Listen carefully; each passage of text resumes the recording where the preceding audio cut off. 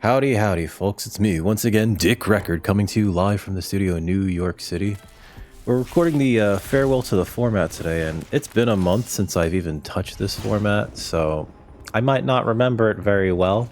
Before we get into it, though, if you are new to the channel, you like what you see, please like, share, subscribe, come over to twitch.tv/dickrecord, and depending on where this is getting uploaded, also follow my other YouTube channel, youtube.com/recordplayer1 or youtube.com/dickrecord. Recordplayer1 is more solo let's plays, whereas Dick Records, the Dick Record YouTube channel is the VODs channel. And this is likely going on to the VODs channel because that's where we started this as a podcast.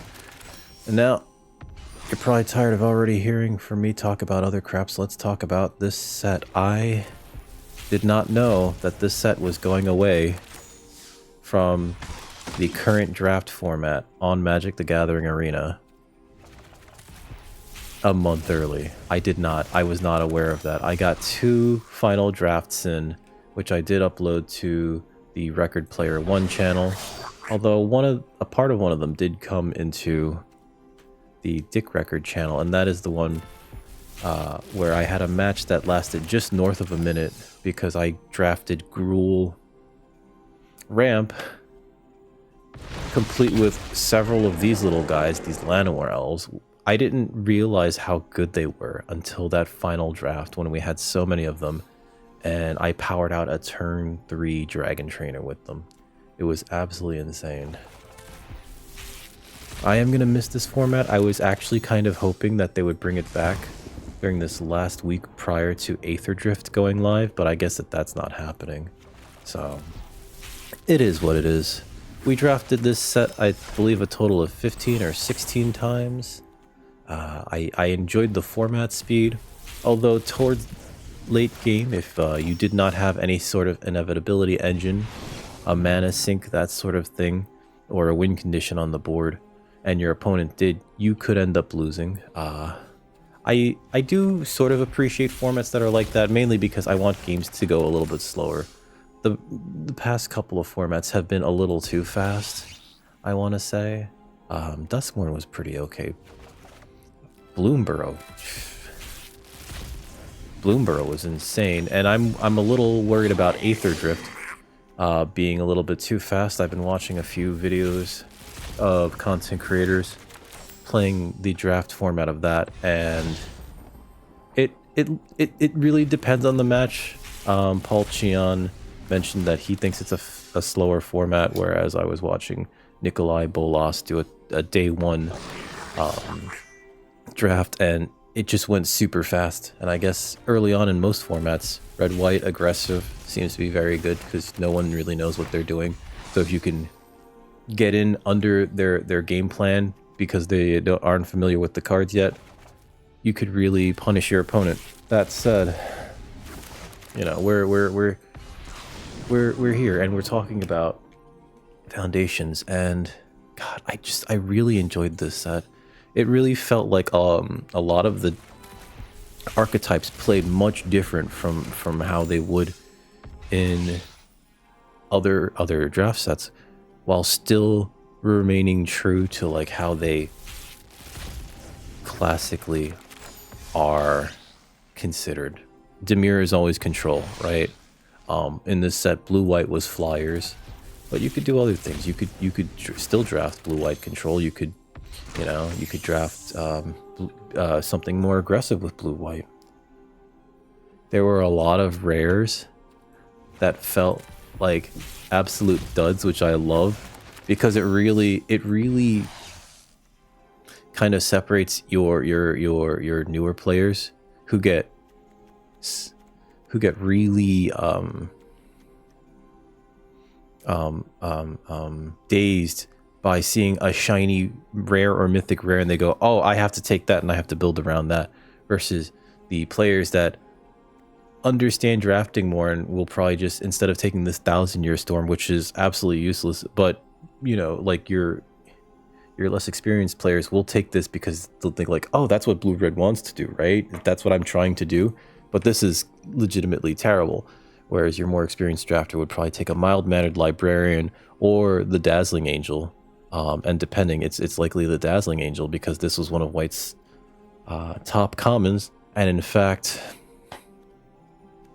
yeah, just like a 2/3 for 3 with flying already beats out a Windrake. It gains you a life every time a creature enters. I would see this over other cards like Wreck Sage and Thousand Year Storm, and I would just take the common pack one, pick one, because sometimes it was just that good, or the pack was just that bad.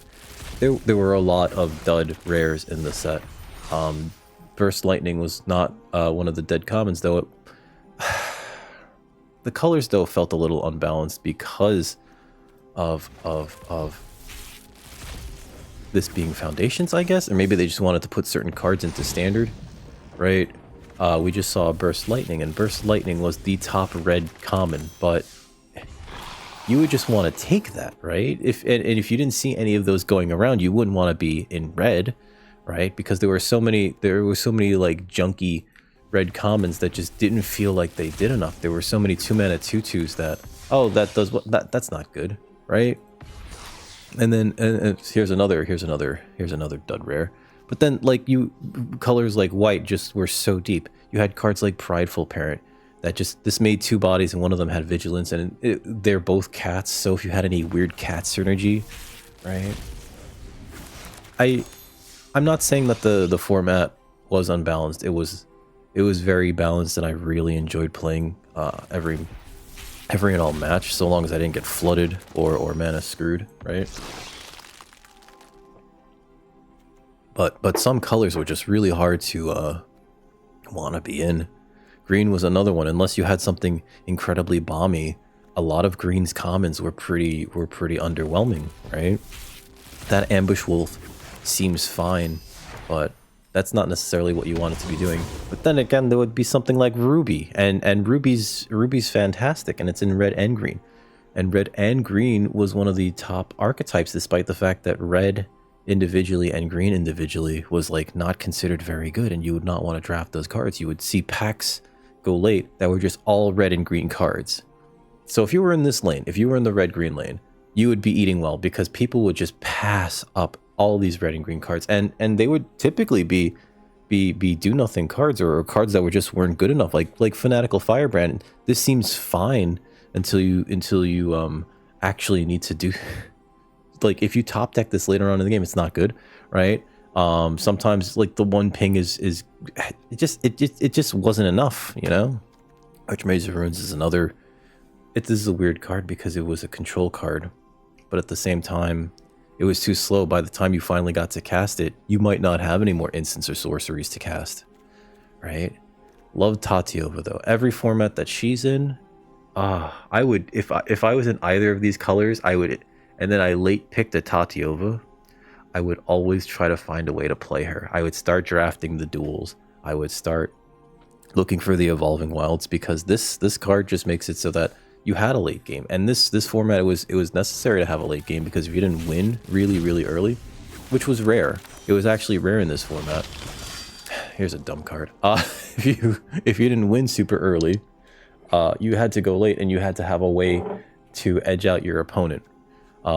Cards like oh god, what was it? Inspiring. It was a 3/4 for 3 that would just draw you a card, or the giant spider variant that was in this format. That could also get you cards. I'm sorry, not get you cards. It would grow your creatures so that eventually you could attack through, right? Ooh, a Slag Storm. You know, I never drafted the Flyers deck. Not with the Imperial and Eagle, never. There were a lot of archetypes that I wanted to try, but again, this format left early. It left early, right? So many of the cheap removal spells became high picks in this format. Wow. If I was in blue, Jesus Christ, what a pack. What a pack. So many of the removal spells, like the cheap removal spells, were really high on the pick order. There were many times where you would take a stab or a burst lightning because it's like, oh, single mana kill a thing? Yes, sure. There were so many things that also added so much value. Look at this. This is my first Clinquint Sky Mage. This card's terrible. I don't know what they were thinking when they made it. They should have at least made it a 1/2. I don't know why it's a 4-mana 1/1. This game is too power crept. Even this set, which is like a slower set, this game is too power crept for something like this. Leyline Axe, this is a dumb card. You put it in any deck, and I even recall seeing opponents try to mulligan into this thing so that they could have it in their opener if they knew it was in their deck, because the win rate on having this thing in your opener was so high, so high.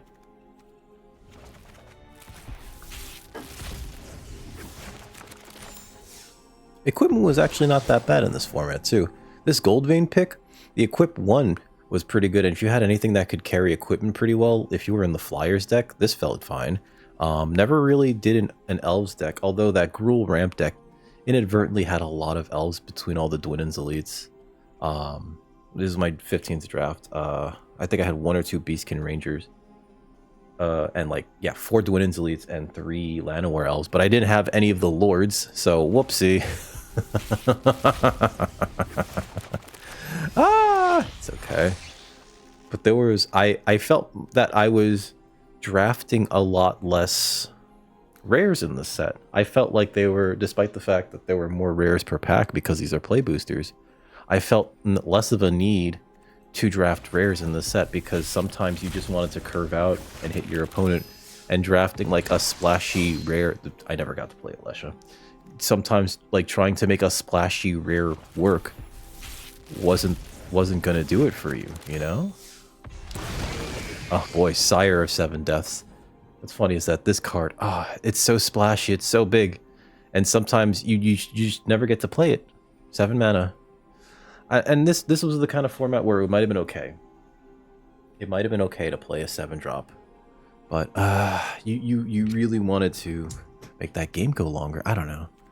It's still, I do recall drafting it once or twice, and then never getting to play it. I do recall that. Card draw mattered a lot in this set, right? This isn't your average zombie horde. Oh, it's Liliana. I didn't get to draft this one either, although in the super sealed right before the the last midweek magic, the golden sealed, I think they called it, I had 3 of these. It was silly. Cards like Burglar Rat and the white version, the Helpful Hunter, that were just like 2 mana, this is a body that gets you some value, were fantastic. I loved especially playing black-white decks in this format if I had the sacrifice payoffs, because these Burglar Rats and those Helpful Hunters were so good. I know that black-white was supposed to be a life gain deck. Sometimes it didn't matter. Sometimes life gain just did not matter. Look at this, Celestial Armor. Some of these rares were incredibly stupid, like Celestial Armor. If it wasn't for the fact that there was a Celestial Armor here, yeah, I'd probably take a Stab or a Banishing Light. But the commons and the I feel like the commons were actually really the role players here. This felt like a booby card, a booby rare. I would probably take the Tragic Banshee here, right? Like, and I don't know if that's like me or my style changing significantly, or if it's just like the format by itself, right? The Solemn Simulacrum, back in standard, and this whole set as Foundations is supposed to be legal in standard for 5 years. They're trying, I guess, to change what standard is, right? Oh, sorry, Vivian. I didn't realize you were still talking. But value cards like Infernal Vessel were so good. But then, like, do you take the Vessel or do you take the Bacon to a Pie here? It's hard to tell. And then Fake Your Own Death is also just kind of like actually pretty neato. It was not a bad combat trick, especially with all those really good ETBs. If you could trade with a creature, right? Zola Sure is so funny, because if you could get the zombie stuff to work, this would have been fine, right? There was a 4-mana 4/2 zombie that every time I saw it, I would be like, no, I don't want it. I don't want it. But actually, if you had like a few of those with Zolasher, and you just like kept casting it, sending one in, getting it killed, and then draining your opponent for 2 when you recast it, that was actually really good. If I saw this though, pack 1, pick 1, I'd probably take the Artist or the Empyrean Eagle, and wow, this pack is stacked actually. And sometimes this was the format where I would say, don't pick a lane early, right? Take the best card, see where you land, because some of these packs, especially, I don't know if it's the case with these play boosters having up to 3 rares, but sometimes you would just find yourself taking like a bomb, pack one, pick one, and then not even using it. There were 2 separate drafts where my pack one, pick one was Itali because it was the best card in the pack, and you know, like, so you take it even though you're not super happy because Atali doesn't do anything when it enters, and it doesn't have haste. It only does something when it attacks. So if your opponent removes it, sorcery speed, on their turn, you feel bad. You feel bad that you tapped out 6 mana to play an Atali. But so often enough, I would, like, at least twice, I've drafted Atali and then never played it. My last draft, Atali was my pack one, pick one. And I was playing a Gruul ramp package. I don't think I ever got that Atali off. And I went 6-3, unfortunately. It was one of those, like, I can't believe this. I have the package here. It's just not happening. Because there were also just, like, way better cards at smaller mana costs, right? Like this Kiora, this is silly. This is silly. If your opponent plays this and you have no way to take care of it, by the time they get Threshold going, oh, now your opponent probably traded their Kiora for one of your creatures, plus they get an 8/8. What are you gonna do then? That's a win condition on itself. And if it survived for whatever reason, if your opponent was playing like a bunch of removal, and so they got a free attack with Kiora, well, that was that game. Also, apologies for the lack of camera today. I am a little under the weather. I probably shouldn't even be recording this, but I also figured I need to record this, unfortunately. I was really holding out hope. I mentioned it before. I was really holding out hope that maybe we'd get like a last go through before the next set comes out. But that next set comes out next week, so look forward to seeing me draft that either on this channel or the it's friggin' loot. I swear to God, why is this thing haunting us? On either youtube.com/dickrecord or youtube.com/recordplayer1. Here's the thing. Here's another one, right? Giant booby rare. I've never drafted this. Maybe I would try it, but at the same time, it enters and it does nothing. Although the ward does help. The ward does help here, because if your opponent tries to remove it, they'd have to cast Banishing Light. That would cost 7 mana. They'd have to cast Murder. That would cost 8 mana. And 8 mana. They'd have to cast Banishing Light or no, Hero's Downfall. Again, that's a lot of mana. Maybe the closest would be Eaten Alive if they sacrifice a creature, but then they also still need to spend 5 mana, right? Like, this costs so much. At least it has ward. At least this has ward. Galta doesn't have ward. Galta, I felt like, was a massive booby rare. If you got it down early somehow and your opponent couldn't get rid of it, you won the game. But if they just had a murder, if they were slow rolling a murder because they were waiting for something to kill. The only time I ever drafted ramp was Gruul, but this was the first time where Phyrexian Arena actually felt like the format was slow enough where this card would not necessarily kill you. I appreciate Phyrexian Arena in a slower format. I do. It felt really nice, except for when it was on your opponent's side, in which case it felt kind of bad. This was a trap right here. Lathril. Oh, what a trap! What a trap! So many times early on in the format, I would even try to splash for this. That was stupid. I'm a dummy. Fiendish Panda was where it's at here. And I'm surprised because this used to be a commander card. Lathril headlined her own commander deck. I actually bought that deck too. It's a neat deck. But you know, after what I know about this format, it would definitely be Fiendish Panda. This card's fantastic. Also, I found out why it's non-bear. I guess they didn't really want people to loop them and have them, when they die, bring another Fiendish Panda back. It happened in one of my games where I had 2 of them in the deck and one died, and I was like, I'm gonna get back the Fiendish Panda, only for it to be not selectable. And I was like, oh, non-bear, that makes sense. Look at that happy little guy. Just Just eating his bones. Doesn't like bamboo. This is also a massive set. There's cards that are not in the draft set that are in the set. And I wonder how much they would have changed draft. The other day I was playing what is it? Not Pioneer. Explorer. And my opponent was playing Burn. And all of a sudden, they dropped a Ball Lightning from Foundations. That is not in the draft set. Foundations does not have Ball Lightning in the main set, but it's one of the rares that counts as part of the main set, which means it's going to be in Standard for 5 years. And when that thing hit the board, I was like, that's in Foundations? There are so many rares that are in this set that I have.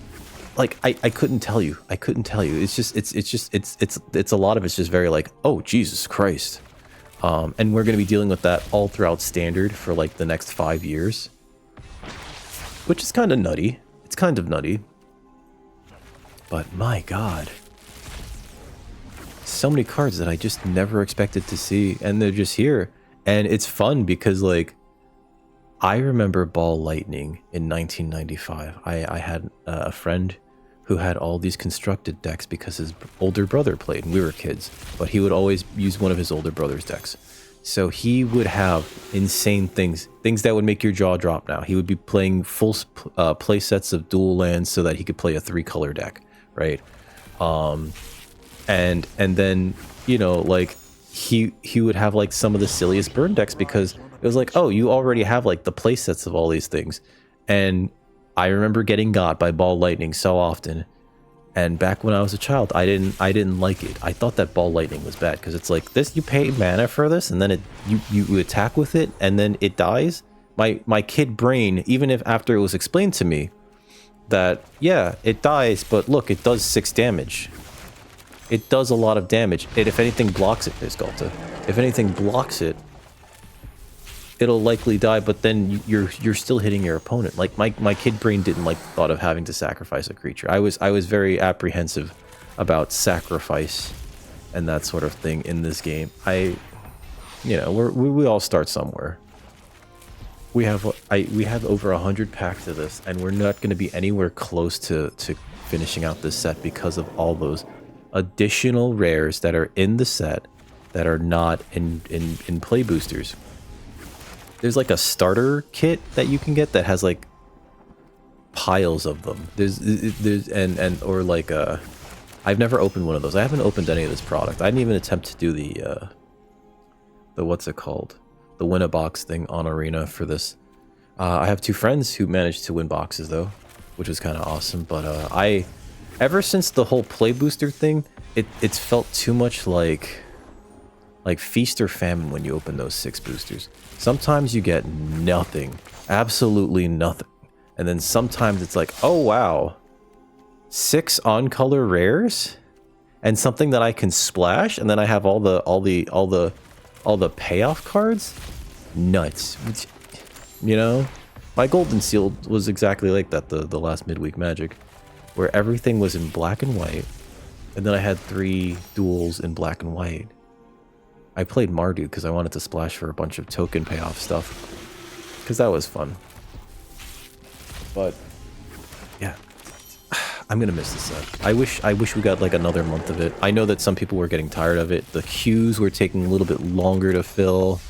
Sure, I don't fully understand why Wizards took it down like a month early, other than the fact that they likely announced it. I'm not gonna say like, oh, they never said anything. They likely announced it. It was likely common knowledge. I didn't notice the counter or the timer saying like, you have 2 days to draft this, you know? Oh god, here's another card that I would see. I've seen this a few times, and it's always been like, why are you playing this? Aetherize. What a bad card. Some people, I guess, think that this is like, oh, that's just Cyclonic Rift. It's not Cyclonic Rift. You go down, especially in Limited, where your cards are your game pieces. You can't afford to go down an entire game piece for essentially a fog. Usually by the time you get to cast that type of card, your your opponent's in a stage in the game where they can reasonably recast their spells, likely for value, right? If you Aetherize, bounce your opponent's Rune Scarred Demon, that doesn't feel good. Sure, you avoided taking 6 in the air, but they're gonna cast this again, get another card, right? Wow. This is also like, it's funny, is like, I don't know if I would play this. I think I put it in 1 or 2 decks, but it's so hard to, it's such a late game card. I feel like, like, let's say this was the pack one pick one. It's probably the Perforating Artist here. Oh, we're finally getting, and I've harped on this before, in Aether Drift, we're finally getting a 4 mana instant spell in red that deals 6 damage to target creature, which I think it's called Crash and Burn. We're finally getting that. I had been asking for that kind of spell for the longest time, because 5 mana for 6 damage to target creature at sorcery speed has never felt good in Limited. I'm glad that they finally like figured that out. I think the last time we got something like that was Witch Stalker Frenzy, and that was an uncommon. But Crash and Burn looks to be a common, which is great. Flamewake Phoenix, I don't even think I ever got to play this card. It looks fine. I don't know. Burglar Rat. Oh, cute little guy. Disgusting little thing. One of Black's top commons, because you would just turn 2, make your opponent discard a card. I'm starting to, hey, rarely if ever see any of the special guests, so that's neato. Seer Slicer Goblin was crazy. This is a crazy rare. You would take this actually if you were in red, or even as the pack one pick one. If your opponent couldn't deal with this early enough, they were just gonna get so much value off of this. Ah, Seer Slicer Goblin. I have 30 packs left to open for you guys, and I have a counter that says what percentage of the set that I have. I have less than 50% of this set in terms of play sets, because of those additional cards that are not in the main set, not in the play boosters, which is nutty. Usually I'd be like at 70 or 80% of the set right now, but this set's really huge. Look at this card, 4/2 Flash Flying. I almost want to say, like, sure, this can be a win condition, this can win you the game. I almost want to say, maybe don't take this, because it dies to so many 1 mana removal spells. It dies to so many 1 mana removal spells. It dies to Burst Lightning. It dies to Stab, right? Just, that's so, it feels so bad. Felidar Savior, though. Look at this card. This card was great. This reminds me of Airy Auxiliary from Modern Horizons 3. But being able to get this off of Squad Rallier always felt fantastic. The white color in this set was just so deep. You could do so many things, and then Squad Rallier was just a nice bit of glue to hold it all together.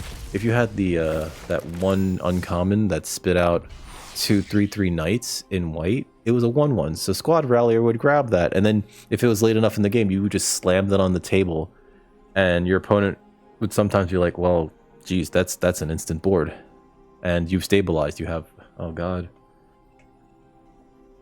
I don't think I've seen anybody do anything good with Genesis Wave. It's a huge trap in this format. It's funny, all the big splashy rares being huge traps. And this is the first format, I feel, where a card like Refute, Cancel, was good. This is a cancel variant. Granted, it was because it looted for you, right? So that was sometimes just very nice. Like, I need action. I'm gonna refute that. It's gonna completely counter a spell, and then I'm gonna get to throw away this land and hopefully draw something.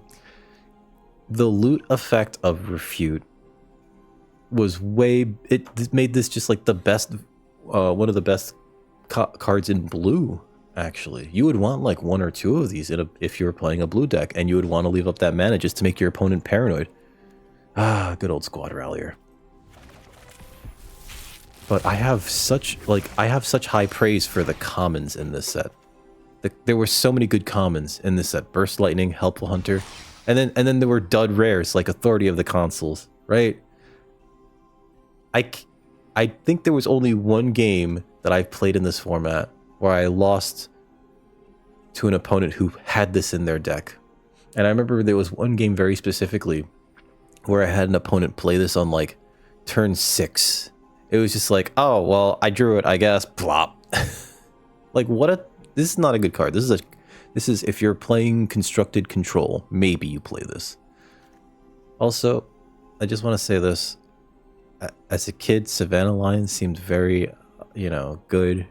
It was the kind of card that you would be a little worried about if your opponent was playing like a white weenie aggro deck, right? I don't think that this was as good in this format, but I don't know, maybe I'm wrong.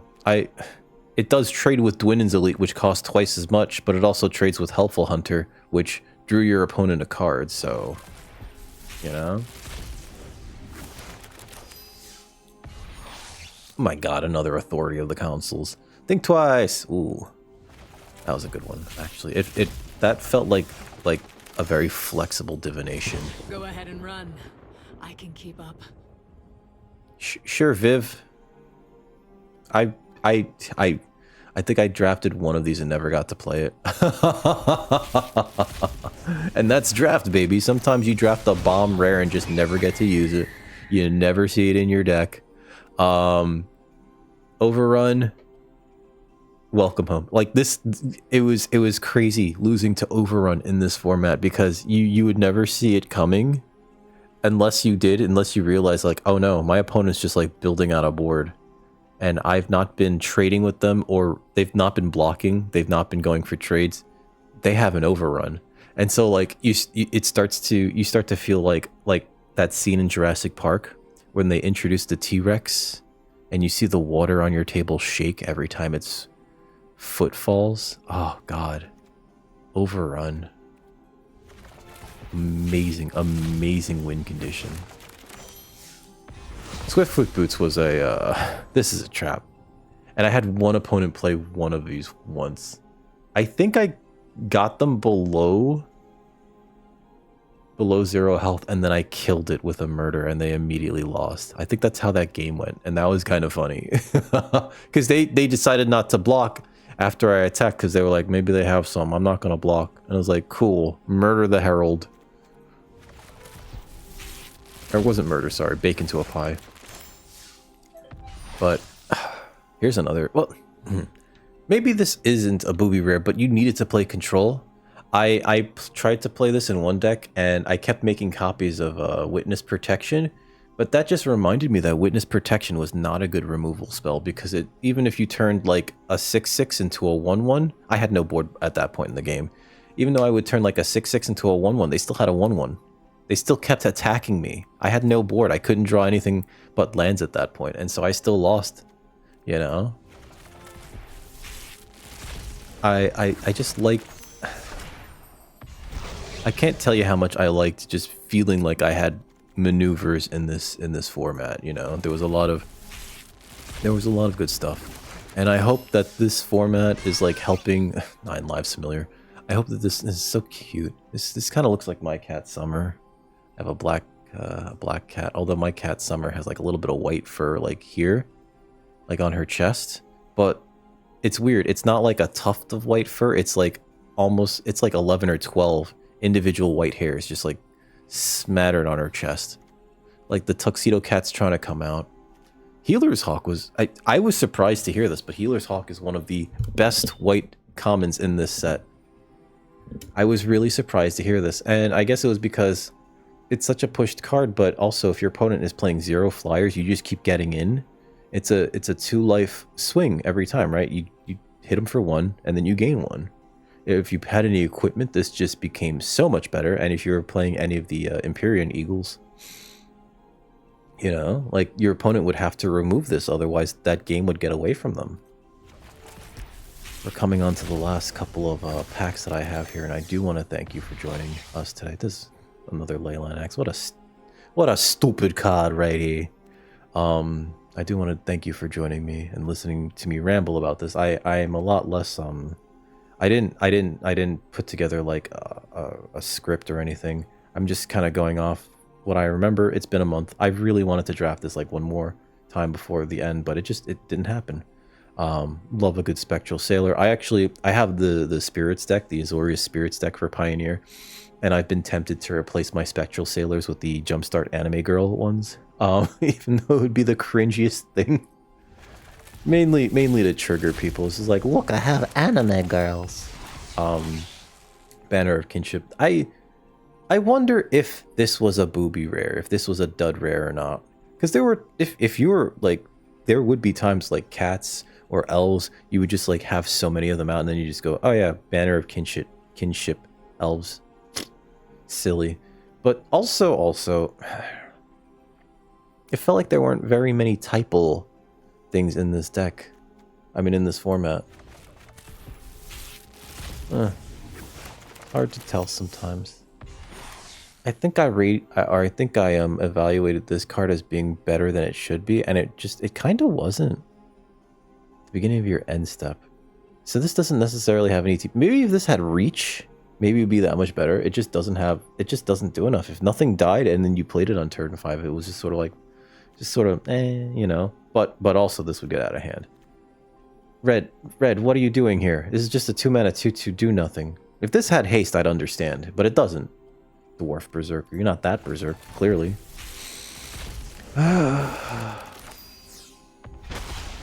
Crystal Barricade. This is for constructed, and I like that there were cards that were modal like this. The Gnarlid Colony doesn't. I mean, Kicker is just, it's great, right? Like this gave all of your other +1/+1 counter creatures trample, sure, or gave them all trample, including this one. And if you kicked it, it was like a 5-mana 4/4 with trample. Late game, that's great. It's a 2 and a 5, you know.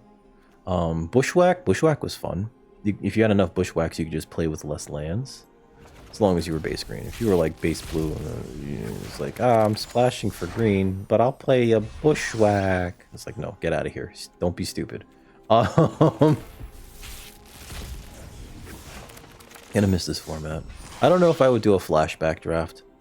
I typically don't do that because right now we're opening up all these packs just to fill out my my collection. Crystal Barricade, get out of here. Even though my collection says that I only have 51% of this set, apparently there's like, yeah, this set is twice as big, so you probably can't see it there, but there, according to this, if 4 of every card in the Duskmourn set is 1,084 cards, 4 of every card in the Foundation set, because of all the additional cards that were in supplemental product, is 2,048 cards.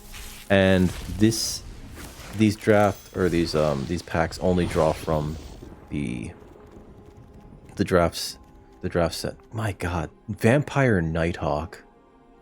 I remember when I was younger and I first saw this card, I was like, what did they do to you, Herloon Minotaur? Jesus, that's amazing. I didn't even know what draft was back then. I was just like, this seems good. This seems like the kind of card I would play, because like my mindset was very much in the this is what Magic is. It's exactly how I remember it from the mid to late 90s. And even now, this Vampire Nighthawk was still like a fantastic card. It traded with anything.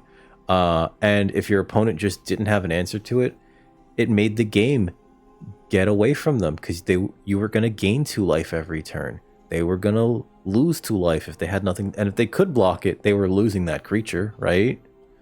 Rise of the Dark Realms. Oh my god. I think this is my first one. Never mind. I guess I didn't draft this. I lost 1 game to this, though, because I'd been going trade for trade with an opponent for a very long time in a game, and then all of a sudden they hit 9 mana and was like, Rise of the Dark Realms. There's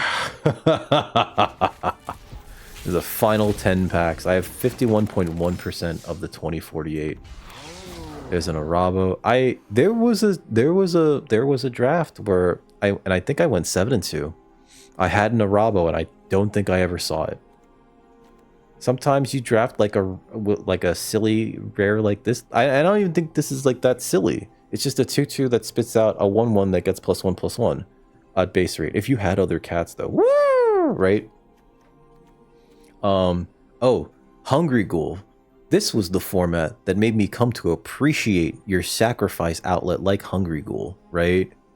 Oh, I loved having a Hungry Ghoul. Sometimes your opponent would ignore it and they would just try to remove your other creatures and you would just sacrifice them in response. It's like, oh, well, that, I mean, you're going to kill that anyway, right? And now you have this to deal with. Now it's a 3/3. Now it's a 4/4. Now it's a 5/5. And if you had this plus the that Vampire Blood Witch, oh my god.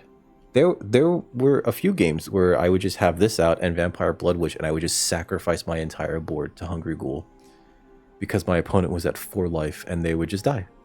It was great. I love having that sort of flexibility with a team. Multiple win conditions, right? Arbiter of Woe, this card's amazing. I just like sacrifice a creature, sure. When I was younger, that would have made me completely dismiss this card. Now in draft, this card's like, ooh, I'm in black. What can I sacrifice? Yeah, I'll take that. That's a nice win condition. You drain your opponent for 2. They discard a card. You draw a card, right? You sacrifice something that's meaningless. Maybe it's a Savannah line. Maybe it's that cat token that you got off of the Prideful Parent, right?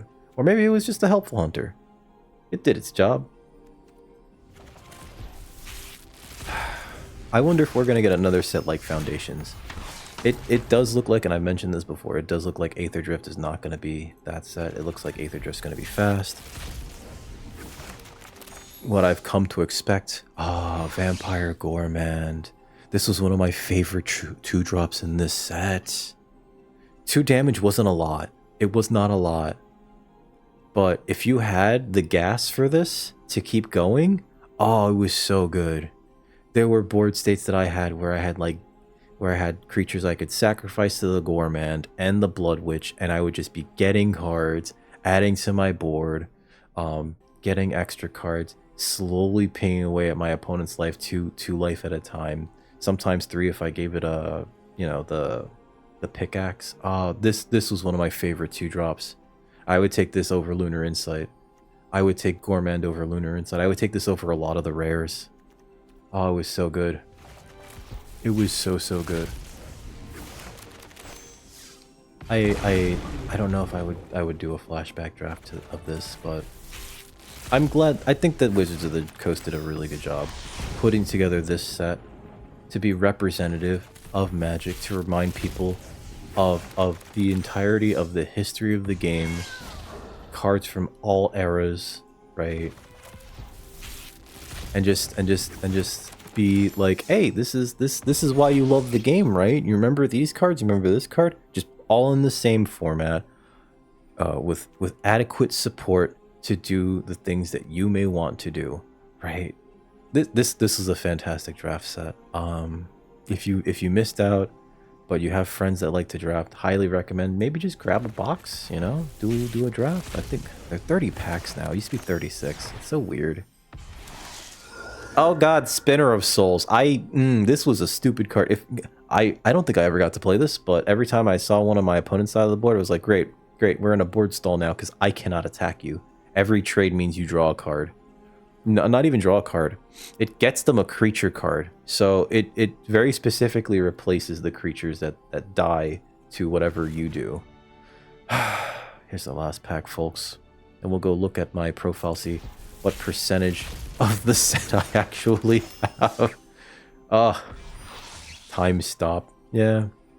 Sometimes you wish the time could stop and you could just continue to draft this one set. What a card to go out on. Stupid Witness Protection. Spectral Sailor, though. Let's go look. I know I'm not... Wow, actually. It's the rares, right? What am I missing? What am I missing here? You know what I'm also noticing?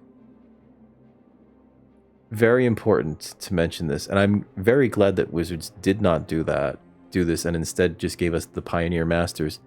There's no Alchemy set for Foundations. Oh, that was so nice of them. I absolutely hate the Alchemy sets, and if you play any of the even the midweek Magic where it's historic this or whatever, or historic that, oh, every Alchemy card that I've ever seen always felt like the most broken thing. So I'm glad that Foundations doesn't have Foundations Alchemy. That would probably feel like a slap in the face. I think I will fill out some of these to see like what percentage of the cards I'm missing.